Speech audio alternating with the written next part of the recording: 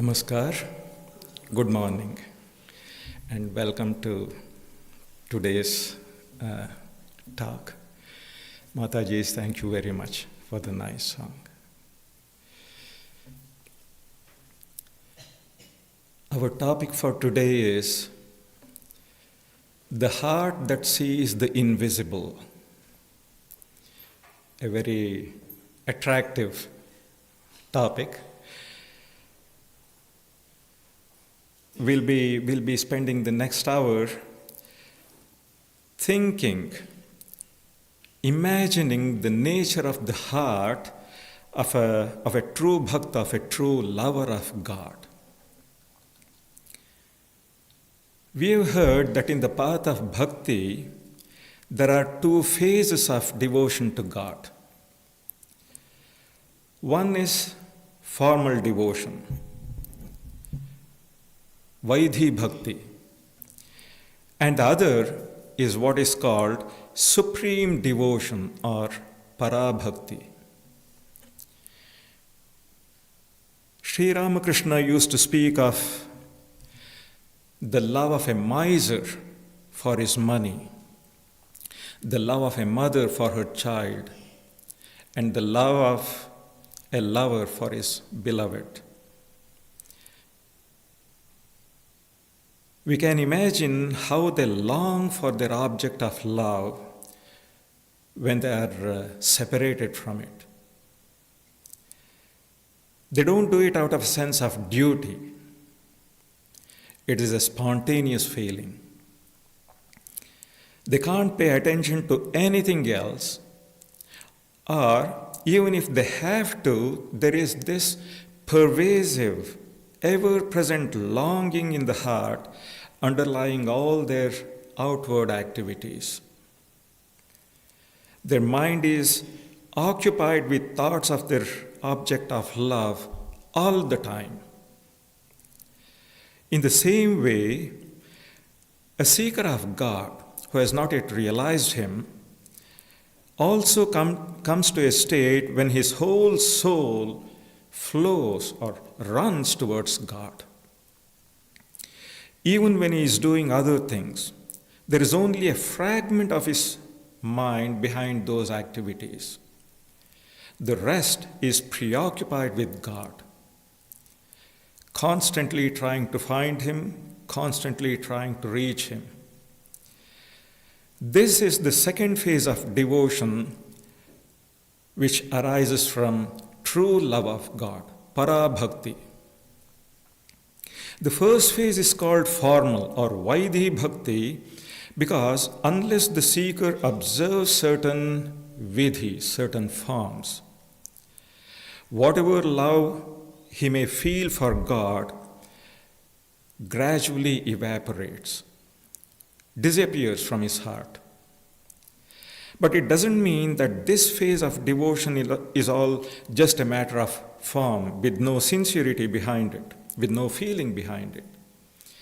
Feeling, there has to be real feeling.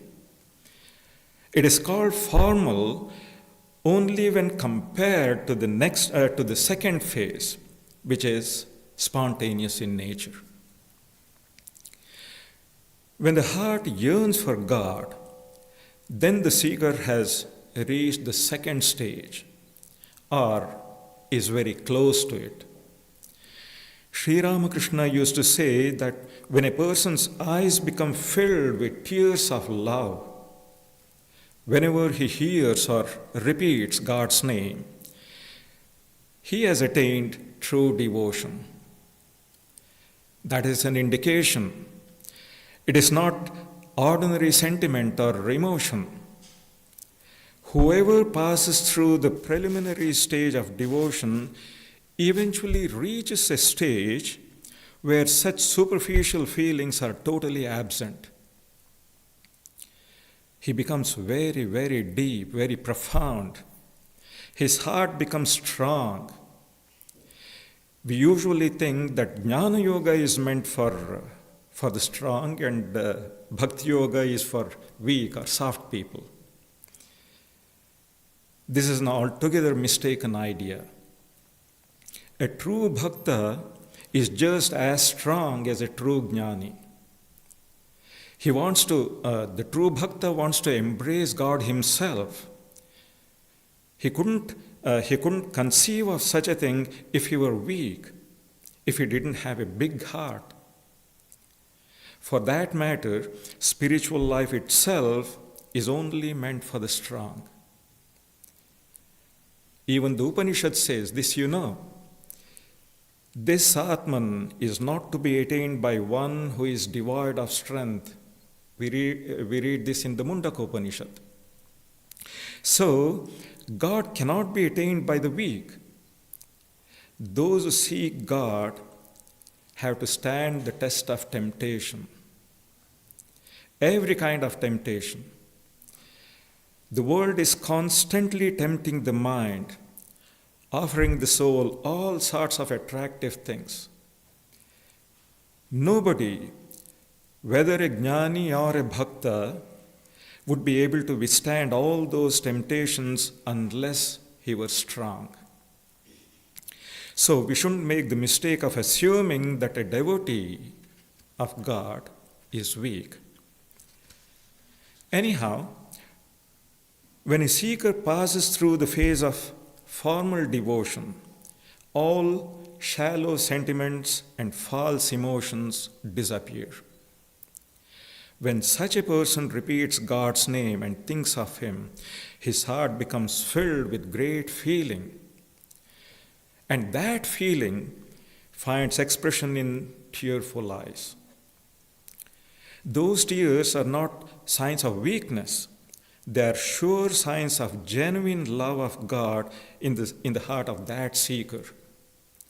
So, if the eyes of a seeker who has reached that state of Parā bhakti do become tearful, it is a very profound thing, because it is not easy to shed tears in God's name.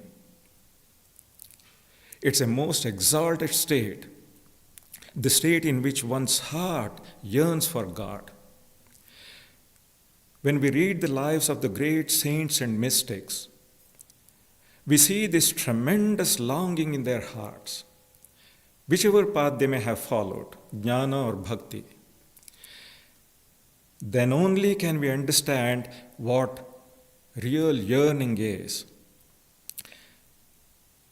To my mind, there can't be any more profitable reading than that, reading the lives of the great saints. It is much more profitable than reading religion and philosophy. Because the lives of these great souls are demonstrations of the truths we read about in those books. We may talk about spirituality, but we can't understand spiritual truths unless we have seen them embodied, personified in the life of a human being. Only when we see such people can we really understand what spirituality is, how it works, how it manifests. We are always talking about big abstract things, God, infinity, eternity, and so on. But what do we know about these things? We don't really know anything. We just use some words and a kind of vague idea or feeling arises in the mind. But words are useless in describing what is beyond mind and speech. To know what Atman or Brahman is, we have to see a person who has experienced it and has become established in it. So, if we are fortunate enough to encounter a person who has experienced God, then we may know what God is. We will know what God is when we observe the conduct of such a person, how he thinks, feels, and acts. How would we know otherwise? We have no other way of knowing. Saints and mystics don't talk much. They don't talk unless they feel they are authorized by God Himself to teach others. Inwardly, within their heart, they are always progressing from silence to deep silence to still deeper silence. For ordinary people like us, this brief life of ours is everything. This little world is the measure of everything for us, even though it is full of all kinds of imperfections. But the mystic has gone beyond this life of the world, has withdrawn himself into the stillness of his own heart, and found perfection there. It is this inner realization that finds expression in the outer expressions of that saint. It is in this way that a saint conveys spirituality. They don't need words to communicate their message. We will be blessed if we can feel in our own heart even a fraction of such a soul's longing for God. However, that even in our ignorance, we are unconsciously reaching towards that infinite and eternal being called God. Even when we are ignorant. According to Vedanta, even if we are spiritually ignorant, even if we have forgotten what we really are, we are still vaguely aware of our true nature. It is like a king who has lost his memory. There is still a natural dignity about him, an unconscious majesty. We are like that. We are ever pure, ever conscious, ever free beings, always one with God, but we have forgotten that truth. Nevertheless, in and through all this ignorance and forgetfulness, we are still constantly asserting our true divine nature. Swami Vivekananda says, it is in search for our own divinity that we are doing the things that we are doing here. The intensity with which the miser loves his money, the mother her child, the lover his beloved, they all think that they have found the all, the whole. They are all unconsciously affirming this most adorable being called God. Of course, we know the consequence of this ignorant infatuation. The consequence is disillusionment. But that is not the point here. The point is the ideal may not have been realized, but the search is real. We have been seeking God, the beloved, as a matter of fact. God is the only truth, love, and beauty there is. It is His light that is reflected on these fantasies and illusions of ours. That is what gives us the sense of the real, of the beautiful. So it is God, the Satya, Shiva, Sundara, that we have been seeking. Through the finite, we have been reaching towards the infinite. We have been doing this for an untold number of births, seeking this Satchidananda, but in the wrong way and in the wrong things. But we have never found it. Instead, we have always met with disappointment. And not only disappointment was invariably followed by suffering. We formed attachments, and whenever we were separated from the people and things we became attached to, we have suffered greatly. All those sufferings have left their mark on our heart. And after repeated experience, we are gradually understanding that what we are seeking is not to be found where we are seeking it and in the way we are seeking it. At first, it's a faint idea, we are not sure. But when it becomes a little clearer, a little more definite, that is when spirituality enters our life.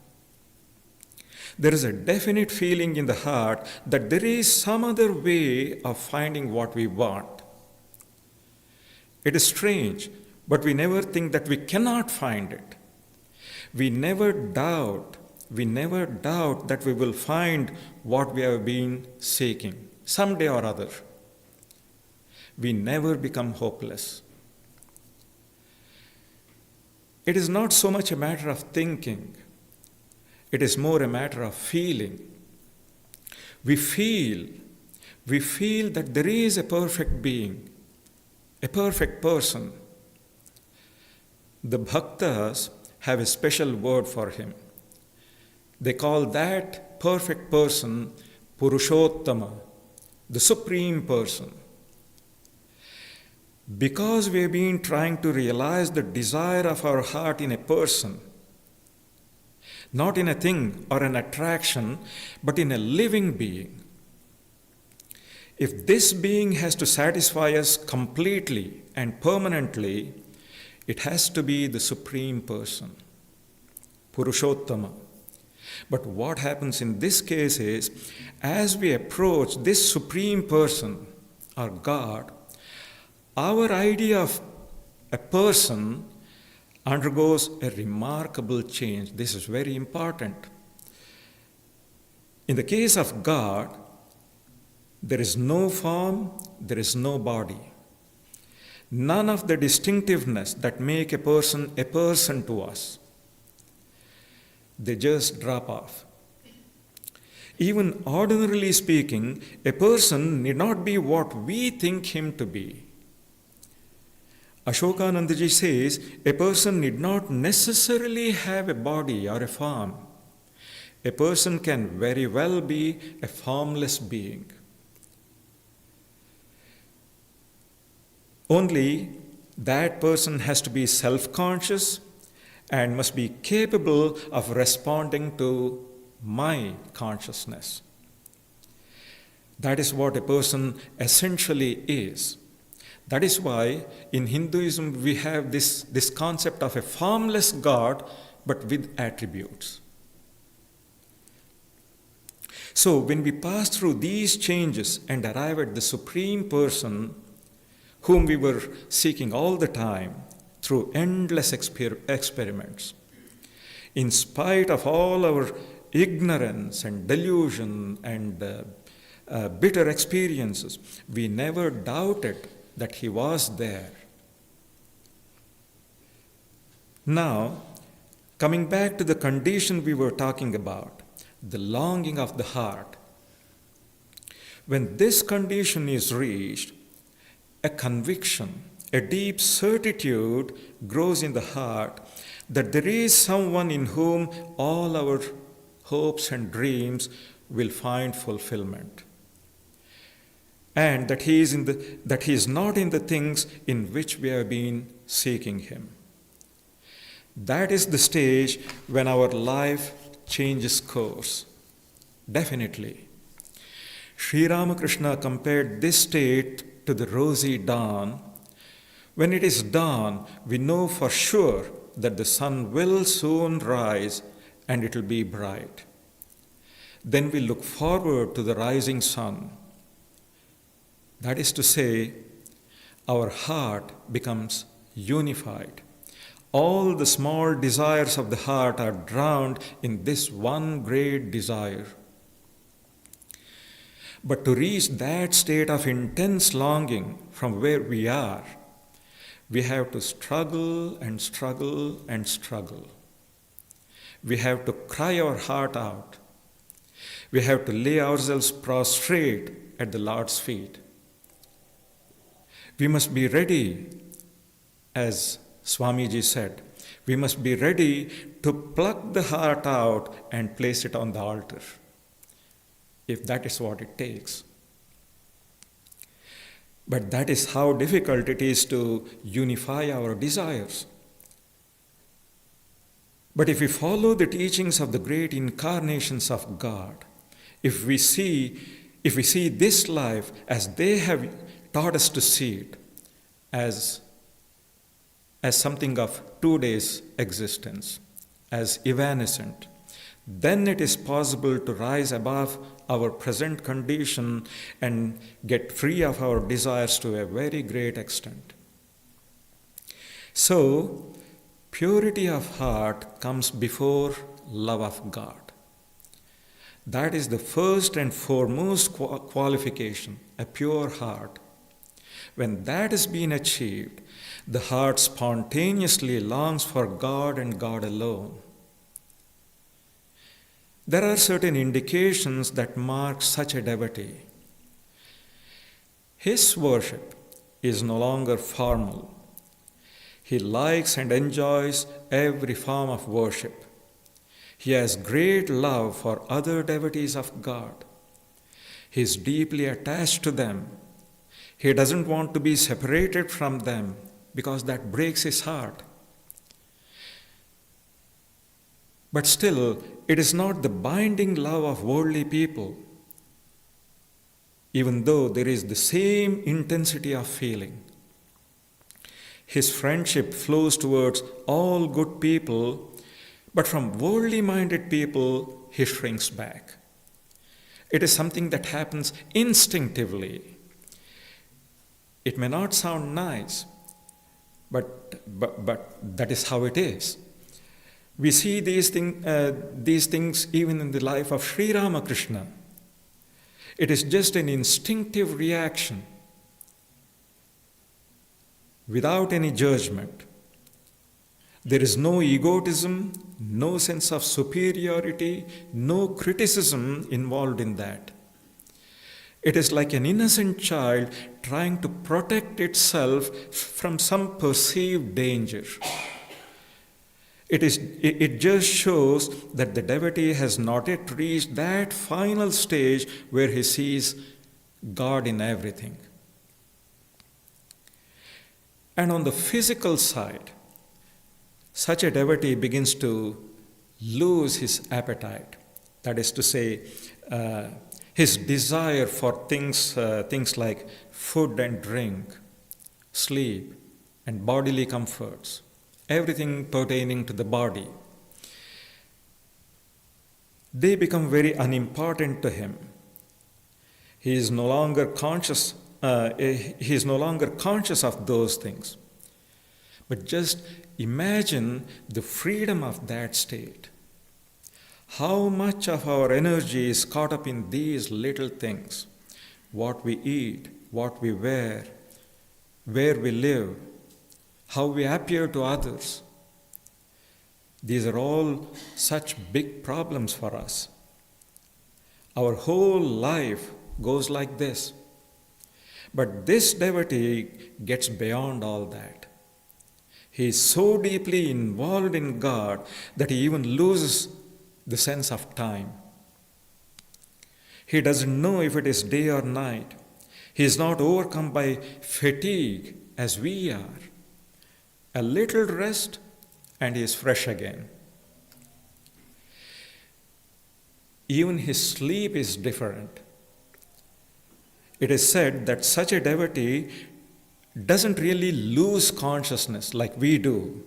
He only becomes unaware of external things. And another kind of consciousness, something like a meditative consciousness, comes alive in him while we think he is asleep. When he emerges from sleep, it is as if he has come out of a very deep meditation. So in his case, sleep is superior to wakefulness. Sleep is superior to wakefulness because when he is awake, he is also aware of the sense world. But when he is asleep, he is free from this involvement. then he is aware of only that which is beyond the senses, and that is God. This is what is called Yoga Nidra in the real sense. Now, if we ask such a devotee what he wants from the world, what will he say? It is difficult for him to answer that question. Health, wealth, name, fame, power, prestige. He wants none of it. His mind has changed. Whether people honor him or insult him is all the same to him. Whether the body is healthy or ill, both are all right. Not that he neglects the body, he may take reasonable care of it, but in spite of everything, the body does become sick. If it does, so be it. If everything comes from God, then it is all His gift. But still, to push the question, internally, what is this devotee seeking? Nothing but God. Day and night, he seeks the Lord alone. He thinks of God, he repeats God's name, he looks at God's image. If he has the gift, he may sing devotional songs, or he may decorate a picture of God. He may even dance in front of Him. He will do anything that makes his mind dwell upon God. It is exactly like falling in love. The same signs that we see in a person who has fallen in love, we can see in the devotee who yearns for God and God alone. And of course, it is a sort of madness. When a mother kisses the picture of her baby, she is not thinking that she is kissing a piece of paper. In her mind, she is thinking that she is kissing her baby. But one thing is important here, and that makes the difference. A mother may not think she is kissing a piece of paper, but she knows that it is not the baby she is kissing, but a picture of her baby. But about God, this need not be true.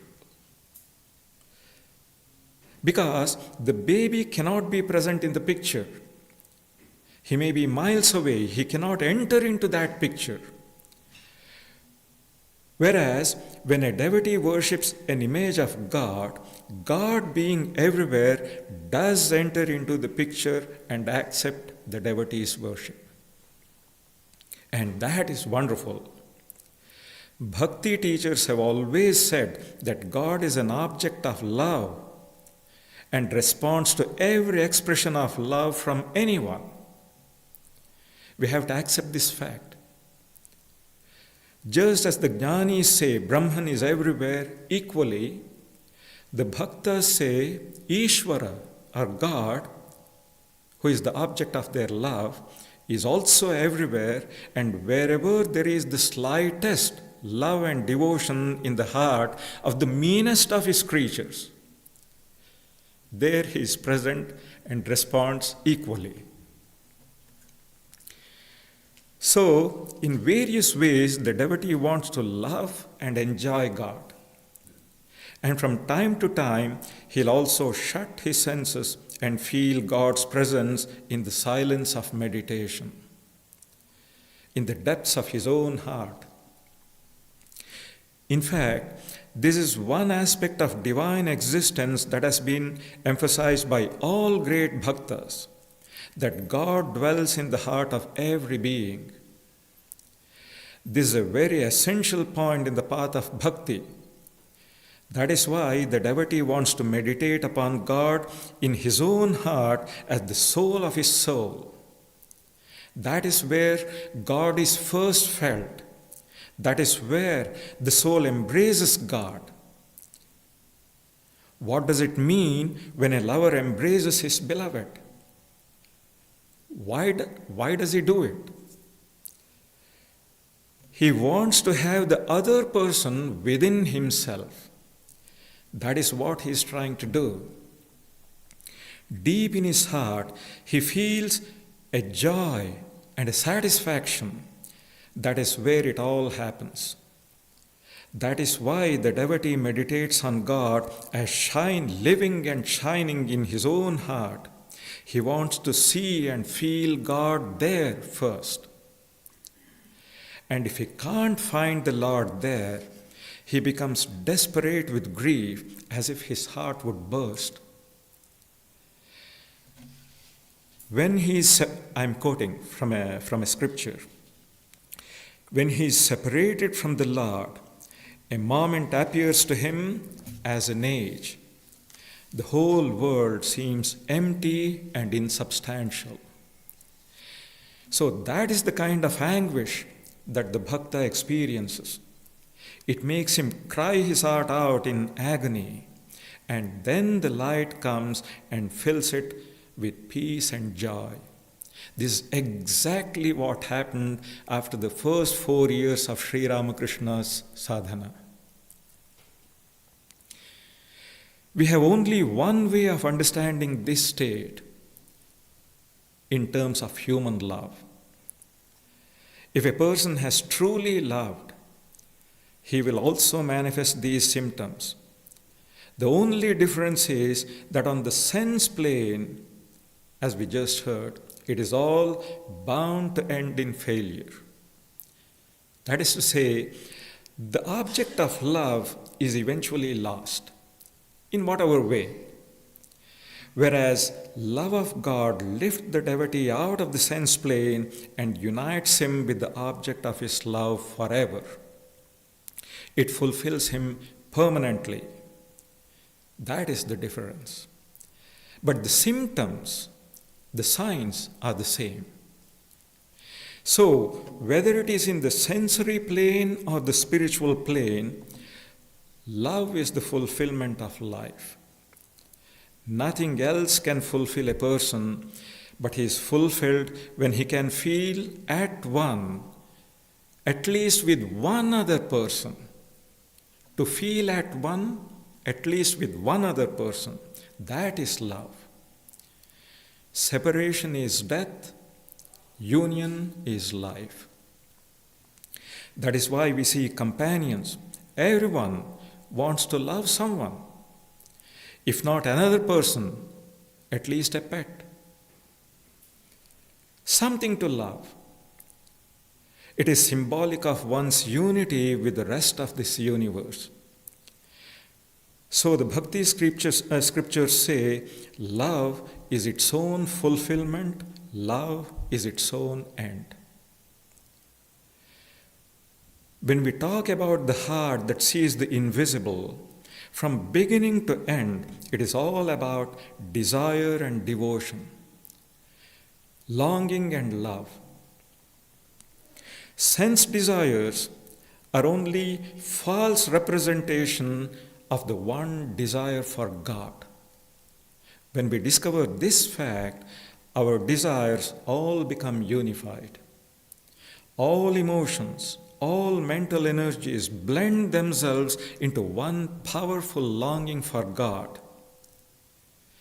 When this great longing is scattered in the form of countless small desires, our life is a mess. But when we give those very desires the right direction, they all join together and make life sweet and wholesome. This is what happens to the devotee whose heart longs for God and God alone. The search for love and happiness, the search for truth and beauty, for light and life, for harmony and unity, all these aspirations become blended into that one great longing. And the fulfillment of that longing is God. He is the source of everything we seek here. Satya, Shiva, Sundara. Sat, Chit, Ananda. God is everything. We are still very far from that state, that condition where the heart yearns for God day and night. How to reach there is the question. In our present condition, we don't even know whether the thoughts and feelings that arise in our heart are trustworthy or not. This is a stage where there is a great deal of inner struggle, doubt, and conflict. We are not always able to judge what is right and what is wrong, which emotion is genuine and which is false. All we can do is be sincere to our ideal, pray to God, and depend upon Him to lead us out safely. That is all we can do now. Side by side, however, in the initial stages of our Godward journey, we have to go through various kinds of formal practices, what we are now doing. We have to worship the Lord, repeat His name, sing His glories, meditate upon Him. We have to seek holy company, we have to study the scriptures and read the lives of saints and devotees. And we have to serve God's children. We can't be selective here. The bhakti teachers say we have to do all of them. We may do one or two more than the rest, according to our needs and temperament, but we will have to do all of them. When we do this consistently, day after day, love of God will gradually grow in the heart. Then it goes without saying that we must lead a pure moral life. If our mind is not entirely free from worldly tendencies, let us live our life in the best way we can, restraining ourselves, living at least a physically and externally pure life. Slowly, as devotion grows, worldly tendencies lose their vigor. When we withdraw our interest from the world and turn it towards God, worldly tendencies gradually die out from lack of nourishment, just as plants die when they are not watered. When we light a lamp in a dark room, darkness vanishes. In the same way, when love of God grows in our heart, all worldliness disappears. After all, what is ignorance? It is absence, it is lack of knowledge. Just so, worldliness is nothing but lack of love for God. So when it seems to be a positive thing, this worldliness, it seems to be a positive thing, but it is actually negative. So when love of God appears, worldliness disappears. But first we must deliberately cultivate moral and spiritual tendencies, because otherwise we won't even have the beginning of love in our heart.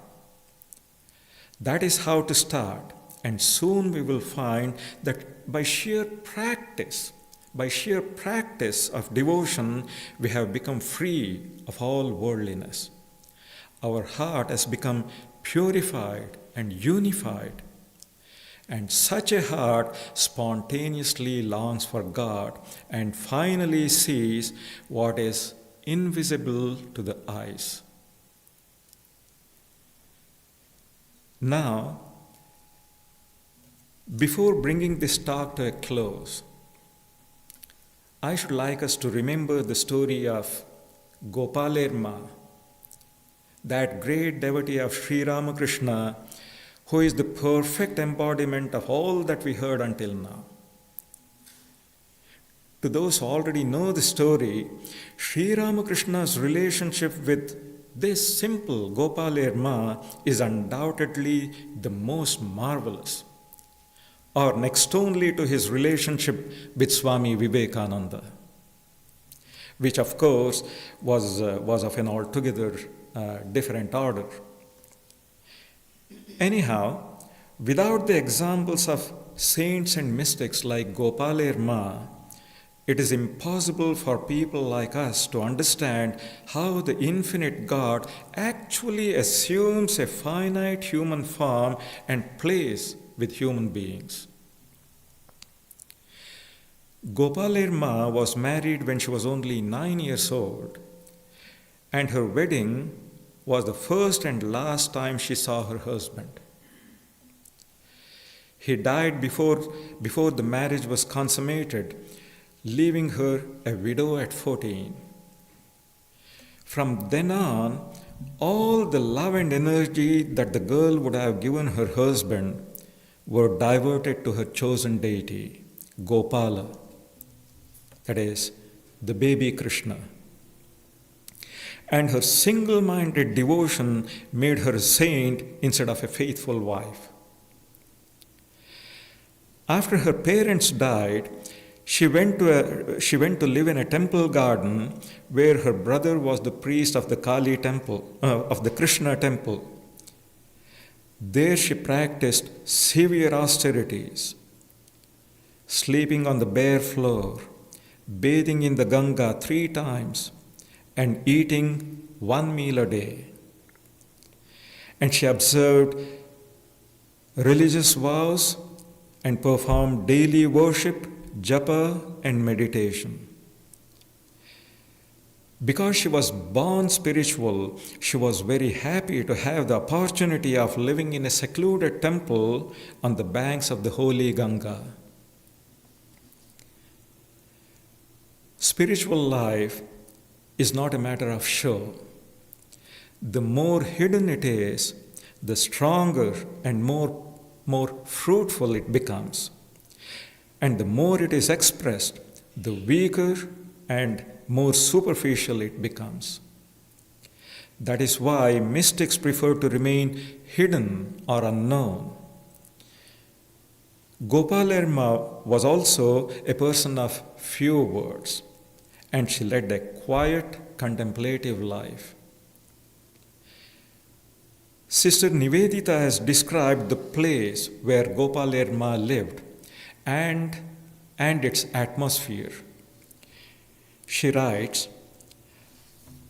"How beautiful the Ganges as the little boat crept on and on." This is Nivedita going by boat on the Ganga to visit Gopālā. How beautiful the Ganges as the little boat crept on, and how beautiful seemed the long flight of steps rising out of the water and leading up through its lofty bathing ghat, past the terraced lawn, to the cloister-like veranda on the right, where, in a little room, built probably in the first place for some servant of the great house at its side, Gopālā lived and told her beads for many a year. Her own little room was absolutely without comforts. Her bed was of stone, and her floor of stone, and the piece of matting she offered her guests to sit on had to be taken down from a shelf and unrolled. The handful of parched rice and sugar candy that formed her only store, and were all that she could give in hospitality, were taken from an earthen pot that hung from the roof by a few cords. But the place was spotlessly clean, washed constantly by Ganges water of her own sturdy carrying. Just imagine, Sister Nivedita has described the long flight of steps rising out of the water. How difficult it must have been for Gopālā to carry the water.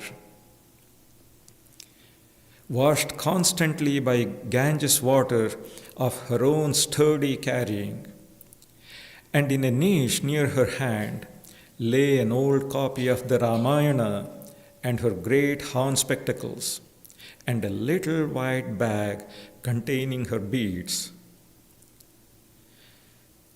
On those beads, Gopālā had become a saint. Hour after hour, day after day, for how many years had she sat day and night absorbed in them? Gopālā used to get up at 2 o'clock in the night, wash her face and hands, and then begin her japa, which she practiced until 8 in the morning. Then she cleaned the temple, washed the worship vessels, picked flowers, made garlands, and prepared sandal paste. She was always neat, clean, and meticulous. Then, after bathing in the Ganga, she meditated for some more time under a bale tree in the temple garden. Then she collected dry wood and leaves for her cooking fire. Her meal consisted of just rice, dal, potatoes, and bitter squash. And her food offering to her baby Krishna, baby Gopālā, was a sight for the gods. A simple wooden seat for Gopālā on the floor, and the offering on a banana leaf plate set before him. After this, she would rest for a while and then again practice japa until evening. Then she would attend arati in the temple, after which she had her light supper, which was just a couple of offered coconut balls and a small cup of milk. Again, she would start her japa, which continued until midnight. This routine she followed every single day for over 30 years.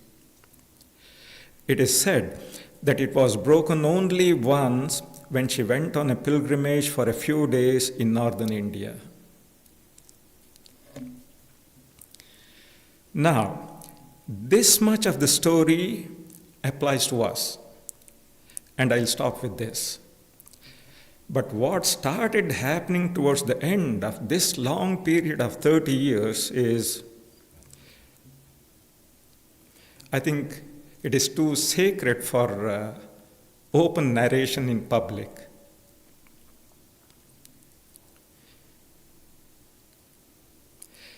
That is something to be read in the quiet of one's own room and contemplated in the stillness of one's own heart. This and the story of that other great devotee, Nag Mahashay, about whom Sri Ramakrishna himself remarked, "This man is a blazing fire." These two devotees were in no way less than Sri Ramakrishna's monastic disciples themselves. Their renunciation of the world, their love of God, their spirituality was as great as those of the monastic disciples of Sri Ramakrishna. When we read the inspiring stories of these two tremendous souls, not just once, but again and again, then perhaps we may get at least a faint idea of the nature of the heart that sees the invisible. Thank you.